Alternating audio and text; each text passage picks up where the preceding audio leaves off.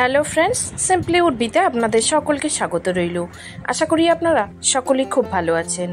আজ আমি হাজির হয়েছি আরেকটি নতুন রেসিপির সাথে। হয়তো অনেকেই বানান, তো আমি কিভাবে বানাই সেটি দেখে নেওয়া যাক। আর এটি হলো ছোলার ডাল দিয়ে মোচা। আর রান্নাটি খেতে দুর্দান্ত লাগে। আমার শ্বশুর মশাইয়ের ভীষণ পছন্দের খাবার এটি।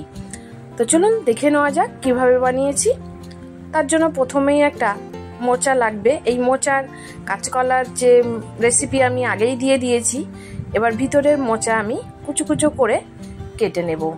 দেশলাইয়ের কাঠিগুলো বাদ দিয়ে তারপরে এই কেটে জলে ভিজিয়ে রেখেছি। তারপরে আমি এটা প্রেসার কুকারে দিয়ে সিদ্ধ করে নেব। প্রেসার কুকার নিয়েছি, সামান্য একটু জল দিয়েছি, পরিমাণ মতো লবণ আর হলুদ দেব। দিয়ে আমি কেটে রাখা মোচাগুলো একটু ধুয়ে নিয়ে প্রেসার কুকারে দিয়ে দেব। এই মোচাগুলো যত কুচো করে কাটা হবে ততই ভালো হবে ডাল দিয়ে রান্না করার জন্য। এবার প্রেসার কুকারে 1 থেকে 2টো সিটি লাগিয়ে নিয়েছি। সিটি লাগানোর পরে এই যে আমি একটা স্ট্রেনারে সেঁকে নিয়েছি। নিয়ে একটু ঠান্ডা হওয়ার পরে এগুলো একটু নিংড়ে নেব, জলটাকে বের করে দেব আর কি। এর জলটা বের করে নিলে এটা ভাজতে অনেক সুবিধা হবে। তো দেখুন সবগুলো আমি নিংড়ে বের করে নিয়েছি। একেবারে ঝরঝরে হয়ে গেছে, এরকমই আমার দরকার। এবার আমি কিছুটা ডাল নেব। এই ছোলার ডাল আমি 1 কাপের মতো ভিজিয়ে রেখেছিলাম, ওটা ধুয়ে প্রেসার কুকারে দিয়ে দিয়েছি। সামান্য একটু লবণ দিয়েছি। দিয়ে এবার আমি এটাকে সিটি লাগিয়ে নিয়েছি। 2 থেকে 3টি সিটি লাগিয়ে নিলেই এটা সিদ্ধ হয়ে যায়। তো সিদ্ধ হয়ে গেছে, এবার আমি রান্নাটা শুরু করব। তার জন্য পরিমাণ মতো সর্ষের তেল দিলাম আর কিছু মশলা, তেজপাতা, শুকনো লঙ্কা, গোটা জিরে, ছোট এলাচ ফাটিয়ে নেওয়া, লবঙ্গ, দালচিনি, এইগুলো আমার ফোড়নের জন্য লাগবে। তো তেল গরম হয়ে গেছে, সবগুলো দিয়ে দিলাম। এর থেকে সুন্দর একটা ফ্লেভার বের হলে তারপরে আমি অন্য কিছু মেশাবো। এটা একটু ভেজে নেব কয়েক সেকেন্ডের জন্য। তারপরে দেব 2টো চেরা কাঁচা লঙ্কা। কাঁচা লঙ্কা দিলে এর ফ্লেভারটা দারুণ আসে। আর দিয়ে দিচ্ছি 1 টেবিল স্পুন আদা বাটা, বড় চামচের 1 চামচ আদা বাটা। আদা বাটাটা দিয়ে একটু ভেজে নিয়ে তারপরে জল চেপে রাখা মোচাগুলো দিয়ে দিলাম। দিয়ে এটা লো ফ্লেমে খুব ভালো করে ভাজতে হবে।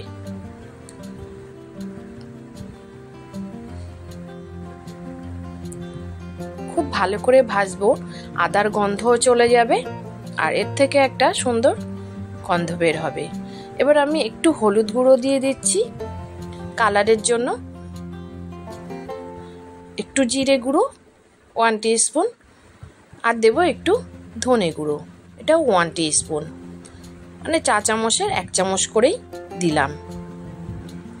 দিয়ে আবারও খুব ভালো করে মিশিয়ে নেব।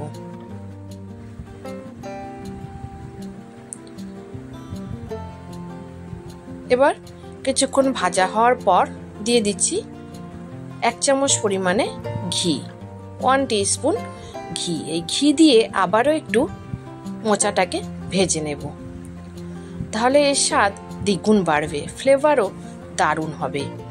তো মোচাটা একদম ভেজে এক জায়গায় চলে আসলে তারপরে এতে আমি অ্যাড করব সিদ্ধ করে রাখা ছোলার ডাল। ছোলার ডাল কিন্তু সিদ্ধ হয়ে গেছে, তো ঘেটে যায়নি, এরকমই আমার দরকার। খুব ঘেটে গেলে আবার ভালো লাগে না। খুব ভালো করে মিশিয়ে দিলাম।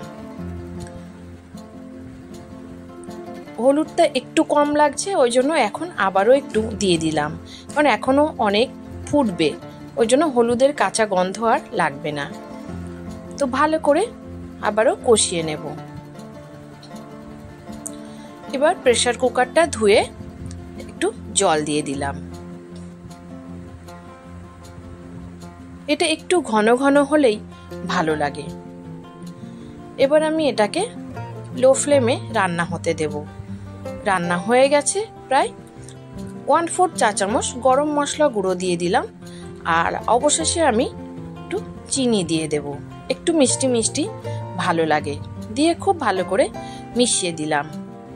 আর ডালগুলো বেশ অনেকক্ষণ মোচার সাথে ফুটেছে, আর একটু নরম হয়ে গেছে, আর একটু ঘেটে ঘেটেও গেছে। খুব ঘাটেনি, তবুও একটু গাঢ় হয়ে এসছে। 2টো কাঁচা লঙ্কা ফেলে দিলাম, যার লাগবে সে নিয়ে খাবে, যার লঙ্কা কম লাগবে। হয়ে গেছে আমার রান্না। এবার আমি ঢাকনা বন্ধ করে স্ট্যান্ডিং টাইমে 5 মিনিটের জন্য রেখে দেব। 5 মিনিট পর ফিরে এলাম। এই দেখুন কেমন হয়েছে, একদম টেনে গেছে।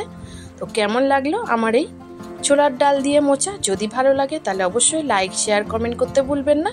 এবং নতুন বন্ধুদের কাছে রিকোয়েস্ট রইল, আমার চ্যানেলটি সাবস্ক্রাইব করে আমার পাশেই থাকবেন।